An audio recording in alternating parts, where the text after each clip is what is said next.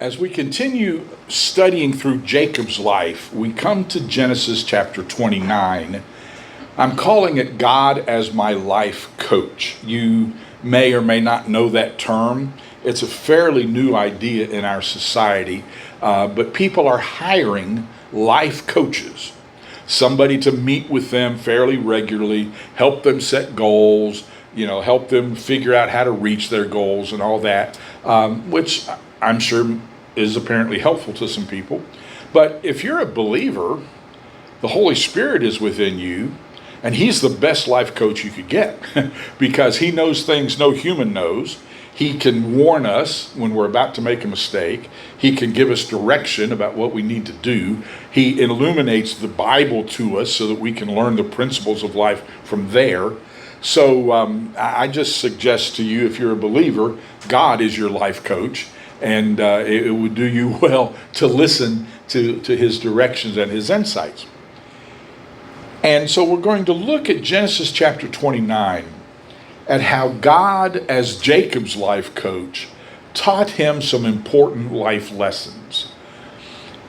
And the reason we're studying this is so that hopefully we can learn from Jacob's example rather than having to go through all the hard times ourselves. It's a whole lot better to learn from somebody else's mistakes than from your own. So let's look at this. The last time we were together, we had spent 2 weeks actually studying Jacob's ladder, that vision that Jacob had of the ladder stretching to heaven and God at the top of the ladder and the angels serving God with His people. And God promises Jacob, I will be with you. I will watch over you wherever you go. Now, you would think that if God made you that promise, I'll be with you, I will watch over you wherever you go, the life would be a bowl of cherries. But a humorist of many years ago, Erma Bombeck, wrote a book entitled, If Life is a Bowl of Cherries, What am I doing in the pits? Because seeing a vision of God, following God, becoming a Christian does not automatically make everything better. But over the next 20 years or so from that vision, and it is about 20 years or longer, God works on Jacob to change him from Jacob the deceiver to ultimately changing his name to Israel, one who prevails with God. So the vision did not solve all of his problems. It did not exempt him from challenges because change takes time. And you may wonder, is there any hope for me? Can I ever change? Can I ever do better? Yes, you can with God's help, but it takes time. There are times when God answers our prayers instantaneously. We love those times. There are other times when He waits. But character development in our lives, growing the fruit of the Spirit in our lives, that takes time. And over the next 20 years of Jacob's life, God is at work with him. So let's look at some of the lessons that Jacob learned during this time. First, our impulses cannot always be trusted, but God can. Your impulses cannot always be trusted. You've learned that, right? You did something impulsively, you made an impulsive decision, and you think, oh man, I shouldn't have done that. Your impulses cannot be trusted. I ask you to read Genesis 24 in preparation for today. And that's the story of Abraham's servant, Eliezer, going to look for a wife for Isaac. You remember there's Abraham, the son of promise, Isaac. Isaac needs a wife. Abraham sends his servant Eliezer to this same area where Jacob is at now to look for a wife. And Eliezer was apparently a very godly man because that whole story is bathed in prayer. He prays that God would lead him to the right woman to be Isaac's wife. He prayed that he would know her character by how she treated those around her. And then you remember she went through that process of offering and actually giving water to his camels, which if you study that took hours for her to do. And then Eliezer is just overwhelmed by her character. And this is Rebekah, who becomes Isaac's wife, and he praises God. You contrast that with Jacob in Genesis 29. Jacob gets to the same well where Eliezer had been many years ago. The shepherds are coming with their flocks to water them. They wait till everybody gets there, then they roll the stone out from the well and everybody waters their flocks. Jacob wants to know if they know Laban. Because remember, his mom, Rebekah, has said, my brother, Laban, is down there in Nahor. You need to go live with him a while until Esau calms down, because he's angry at you for deceiving your dad and you're getting the blessing instead of him. And so you go find Laban and live with him. I'll send for you when Esau calms down. So Jacob wants to know, do y'all know Laban? Yeah, we do. And his daughter's coming with his sheep. Her name is Rachel. Now, there's nothing in this story that mentions Jacob praying about any of it. He doesn't pray that God will lead him to the right place. There's no indication that he prayed that God would show him, if his wife-to-be was going to be there. There's no indication of Jacob doing anything other than he sees her. Cultures have changed. Verse 10, when Jacob saw Rachel, the daughter of his uncle Laban, and Laban's sheep, he went over, rolled the stone away from the mouth of the well, watered his water sheep. Then Jacob kissed Rachel and began to weep aloud. That wouldn't go over real well in our society. May not have gone over very well in that society. But he tells her that he's a relative of her father and he's Rebekah's son. So she runs to tell her dad. But what it seems like is Jacob is saying, my mom told me to go to Laban. I've just met Laban's daughter. This has to be God. Have you ever gone through that logic or ill logic? I don't know how many times just in the last 2 or 3 weeks I've heard people say in all kinds of contexts, well, it was before me, so it had to be God. Or it came my way, so it had to be God. No, not necessarily. Your impulses can't be trusted. And sometimes, some of you have lived long enough to know, sometimes the devil puts things in your way that you think is God, and it's not. But that seems to be Jacob's mindset. Mama sent me down here. Here's Rachel. She looks good. I'm in love. It's got to be God. There was a joke around the Bible college that I attended. And it was a joke only because it was true, that all of the guys at the school had heard from God that this particular young lady was supposed to be their wife. She was, the most outstanding, most attractive girl in the school. Every single guy said, God told me she's supposed to be my wife. No, God didn't tell 50 people that you're supposed to marry the same girl. Check your impulses. Sometimes we hear God saying to us what we want him to say to us. Check your impulses, because Jacob is going to learn that Rachel had some character flaws, and she wasn't necessarily as beautiful on the inside as she was on an outside. And that's an important lesson to us. Things and people are not always as they seem. So don't trust your impulses, because people aren't always as they seem. Have you ever been burned by trusting somebody that the Holy Spirit was telling you, be careful, and you ignored it? Things and people aren't what they seem. Which leads to lesson number 2. Be careful whom you trust. There was a movie several years ago called Meet the Parents, and in it, the character played by Robert De Niro talks about a circle of trust. And he talked about there are only certain people in life that I trust. And it's very hard to get into my circle of trust. And if you ever mess up, it's almost impossible to get back in the circle of trust. I kind of resonated with that. And it seems like the longer I live, the smaller that circle gets, you know. But you've got to be careful whom you trust.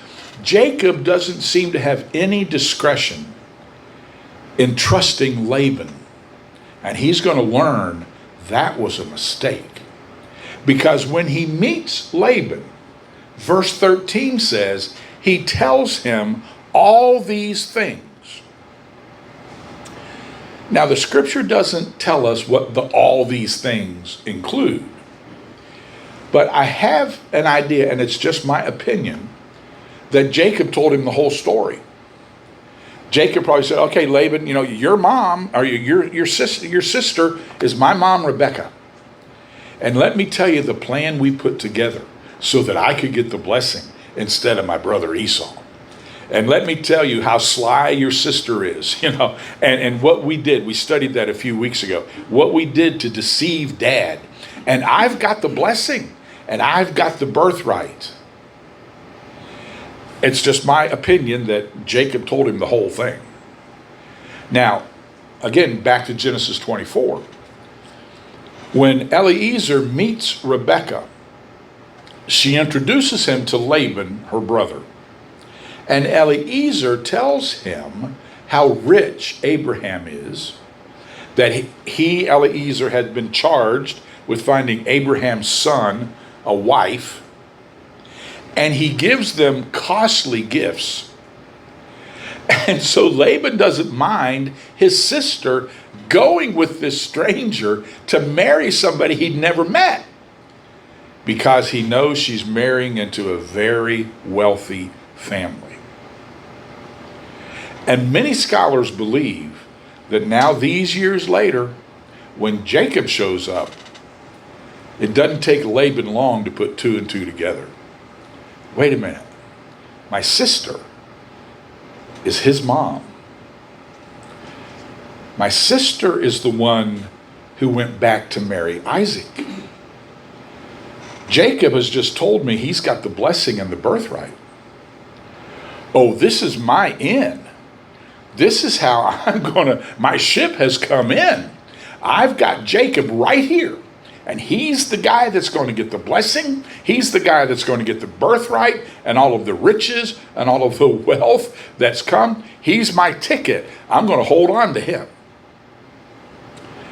And you may know the story if you've read chapter 29. After a month of working for Laban, Laban goes to Jacob and says, you shouldn't work for nothing. What can I pay you? And it's so subtle. Verse 15.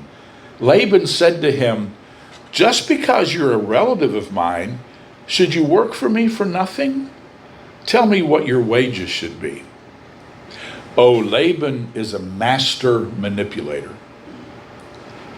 Jacob, you're my family man, but I am the boss, and you are working for me, so we need to negotiate your wages. Kind of like turning the knife a little bit. And Jacob kind of messes up here because he basically lets it be known, I'll do anything you say if I can marry Rachel. And Laban knows I've got him because I know what he wants. Be careful when you deal with manipulators. Be careful. Because in Laban, Jacob, the deceiver, has met his match. Have you ever known somebody who was a master manipulator? It seemed like the only way they knew how to operate was schemes and deceit. Those people that you say of them, they're lying because their lips are moving. Those kinds of people. Those people? Well, meet Jacob. And then have you ever seen that person get taken to school by someone who was much more adept at deceit and manipulation than they were? meet Laban. And Laban takes Jacob to school. And so Jacob works for 7 years, supposedly, so he can marry Rachel. But you know what happened? Instead of Rachel, Laban gives him Leah. Now, you're probably wondering, how in the world did he not know the difference? I read somewhere, and I couldn't put my finger on it this week, but I read somewhere that it was tradition in those days. You know, we have the tradition of the wedding veils, you know, when the brides get married. The veils in those days were very thick. You could not see through them. And that it was customary for the bride to wear that veil through the wedding night. And so he could never see her face. We don't know. That's just something that I've read in my studies. But verse 25 says, when morning came, there was Leah. I missed point number 3. Sorry about that. Character is more important than appearance. Jacob was enthralled with Rachel's appearance, but in his life had to pay a price for Rachel's character not always being what it should have been. Character is more important than appearance. So Jacob thinks he's marrying Rachel, and in the morning there was Leah, and that's lesson 4. Don't depend on people for your happiness. Now, with apologies to all the Rachels and all the Leahs, these next couple of minutes, I'm not picking on you as an individual. I'm using those names to symbolize. Rachel symbolizing our dream, our hope, what we think is going to give us happiness. Leah symbolizing the disappointment that often comes. And I found this, and this guy must have really been going through a bad time in his life. He must have been really going through a bad season. Because he said, I want to preface this by saying to you that my heart goes out to Leah. That she is a sympathetic figure in this story. It had to have been devastating to be married to a man that didn't love you. And beyond that, to have him have another wife that he obviously loved so much more than you. He said, my heart breaks for Leah. But he said, there's bad news. In the morning, it's always Leah. All of life here is marked by cosmic disappointment. One of the most fascinating things in this narrative is the way it turns on you, because here is Jacob saying, finally, I'm going to have happiness in this life.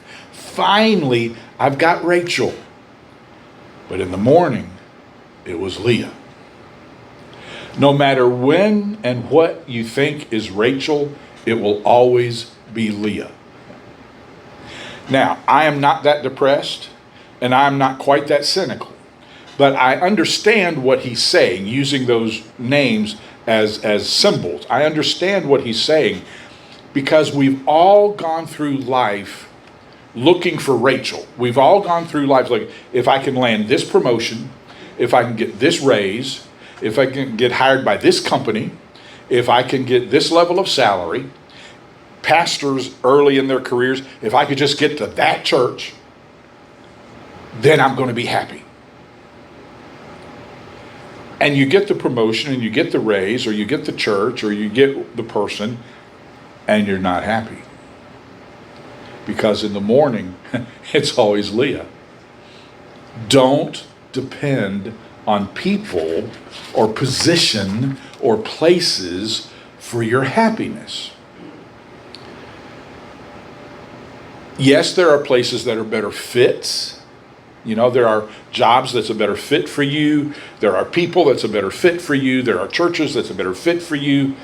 But no one person or position or place can solve the emptiness in our souls that was created to be filled only by God.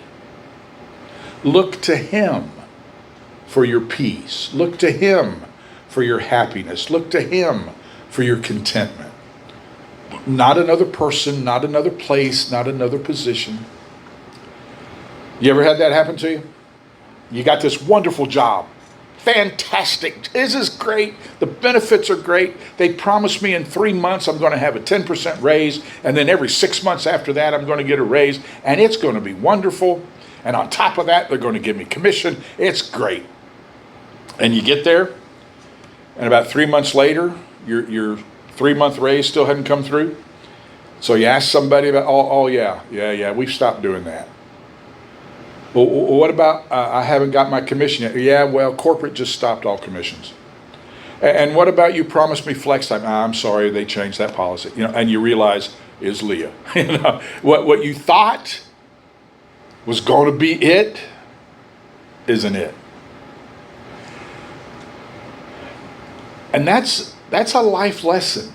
Don't count on the things of this world to meet the need in your soul that only God can meet.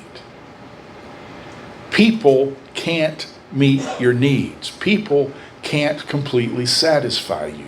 Look to God. I remember Donna and I were meeting with a church board. We were kind of exploring with each other if this might be a move that God would want us to make.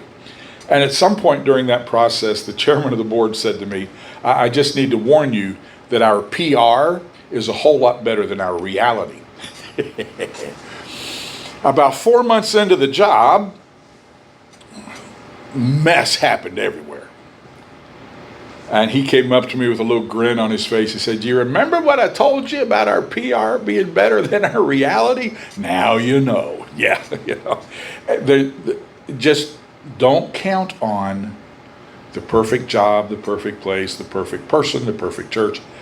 Only God can meet those needs. So Jacob wakes up in the morning and there's Leah, and he goes to Laban and he says, you deceived me. And if the New Testament had been written, Laban would have quoted him Galatians 6:7, a man reaps what he sows. You reap what you sow. Jacob the deceiver has been deceived. Jacob, who has spent his life deceiving and manipulating, has been out-deceived and out-manipulated. And so he and Laban reach an agreement that he will honor what's called the bridal week, and then he can marry Rachel. Then he's going to work 7 more years for Rachel. So he's working 14 years for his 2 wives. And during those 14 years, and we learn later that he worked an additional 6 years to get some flocks and herds to start his life, Laban takes Jacob to school. And it is not fun. And if you go to Genesis 31, Jacob is finally made the break. God has told him in chapter 31, go back home now. Jacob gets ready to go back home. Laban chases him because some of Laban's stuff has gone missing because one of Jacob's wives took him. And Jacob says this to Laban, and this is the school of Laban, Genesis 31, verse 38. I've been with you for 20 years now. Your sheep and goats have not miscarried, nor have I eaten rams from your flocks. I did not bring you animals torn by wild beasts. I bore the loss myself, and you demanded payment from me for whatever was stolen by day or night. What had happened, if you read the story, Jacob was given the responsibility for Laban's flocks, and Laban would say, okay, you can have these, and these are mine. And every time Laban's flock suffered a loss, Jacob replaced it with one of his. So Laban never suffered any loss because Jacob ate it himself. So he says, I didn't bring you animals torn by wild beasts. I bore the loss myself, and you demanded payment from me for whatever was stolen by day or night. This was my situation. The heat consumed me in the daytime and the cold at night, and sleep fled from my eyes. It was like this for the 20 years I was in your household. I worked for you 14 years for your 2 daughters, 6 years for your flocks. You changed my wages 10 times. And if the God of my father had not been with me, you would have sent me away empty-handed. Here's an important life lesson from God, your life coach. God uses people to train us. This is hard. I wonder if you've had this experience. There's a person in your life, maybe on your job or, somewhere in your life, that you interact with on a very regular basis, and they irritate you to death. It seems like their goal in life is to make you as miserable as they can. And so you pray and you pray and you pray for God to move them out of your life. And one day they relocate and you're singing praises. And the next week, their replacement comes in. And they are worse than the first one was. That's not fun. Why? Well, maybe not always, but it may be that God is trying to work on you. It may be that He's trying to teach you something. Patience or tolerance or, He may be trying to teach you something. And until you learn it, He's going to keep sending people like that into your life. I had a lady in my church tell me one time, said, Pastor Ken, I am praying so hard. God, whatever lesson you're trying to teach me from this, please let me learn it so I can get out of this mess, But God uses people to work on us, to knock off the edges, to make us more like Christ. And as Jacob went through these 20 years, I wonder if he began to understand the damage he had done to his father and to his brother. I wonder if every time Laban lied to him and deceived him, there was something inside of him that said, that's how your dad felt when you betrayed him. That's how Esau felt when you stole the blessing. And it may be that Laban was used by God to grow Jacob's character and to cause him to realize, because he's experiencing it now. It's not theory now, he's living it. This is what it feels like to be deceived. This is what it feels like to be manipulated. This is what it feels like to be lied to. I need to straighten up. But the good news through all this is God still blessed him. And then in Genesis 31, he said, okay, it's time to go back home.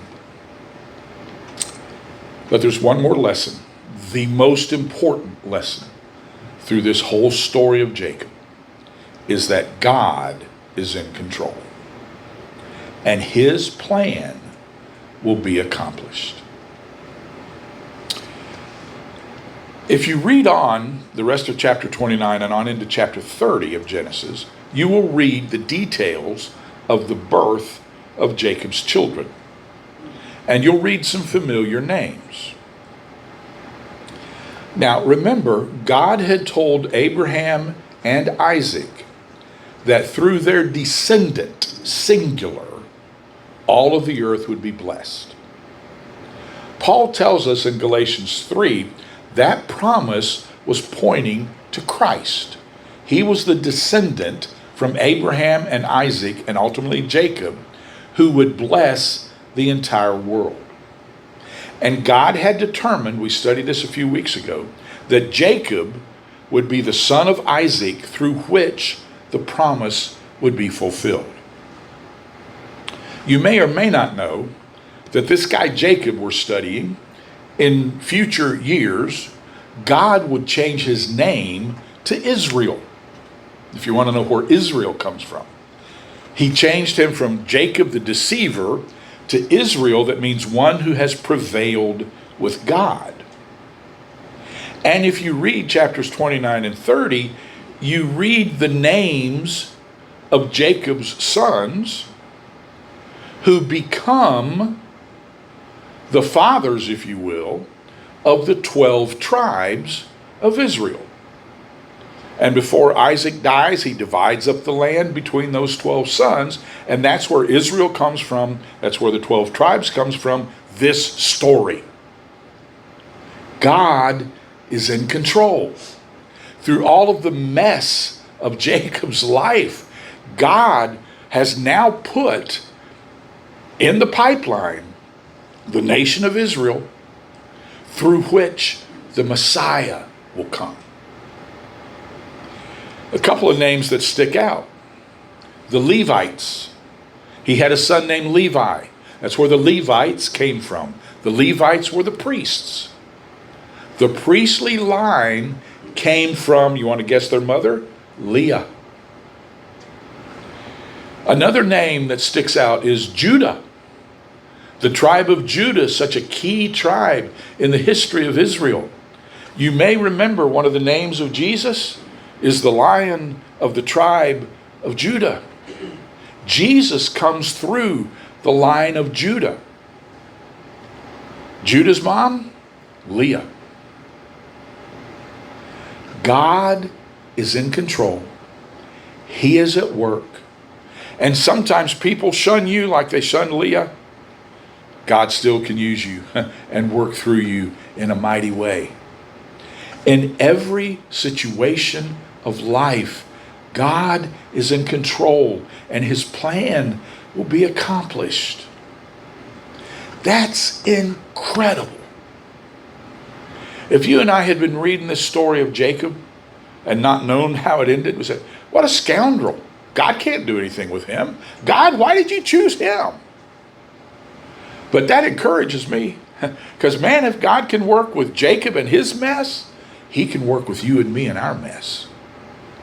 The mistakes we make, the foul-ups we've made, the bad decisions we've made, God can work through it all for his glory and to accomplish his purpose in our lives. He is already at work providing solutions for problems you don't even know you're going to face yet. Remember one of his names, Jehovah Jireh, the God our provider, but it literally means the God who sees ahead of time and has provided what we need. I have a sign that says, don't be afraid of tomorrow. God is already there.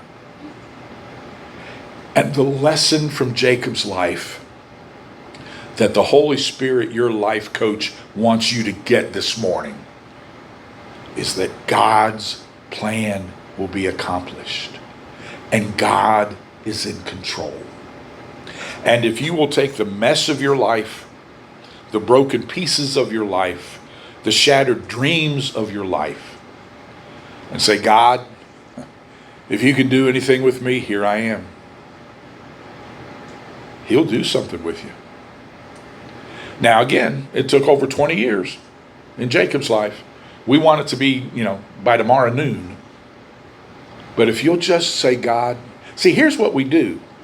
We do that after a sermon like, I'm going to give God all the messes of my life. And then nothing changes for a while. And so we just go back and start doing the same stuff we used to do. Say, God, I'm going to give it to you. Because God is the God of the details, just as he is the God of the destination. That's Proverbs 3, 5, and 6. Trust in the Lord with all your heart. Don't lean to your own understanding. In all of your ways, that word means the details, the little things of life. Put him first, and he will direct your path, the big picture. God is the God of the details, and he's the God of the destination. There's an old song from a long time ago that says, give them all to Jesus.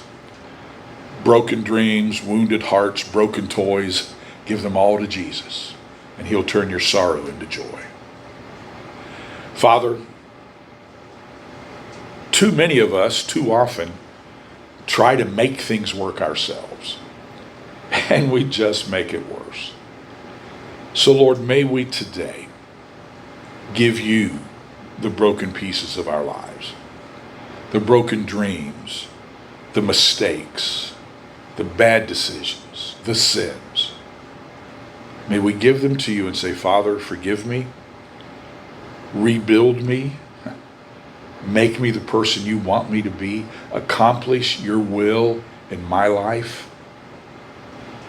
And then may we allow you to work in us and through us and on us. Sometimes you'll bring some Labans into our lives. But Lord, help us to stay surrendered to the process as you make us more like Jesus. And now may the Lord bless you and keep you. May he make his face shine on you and give you his peace now and evermore. Amen. God bless you. Thanks for tuning in. Thanks for being here today. You're dismissed.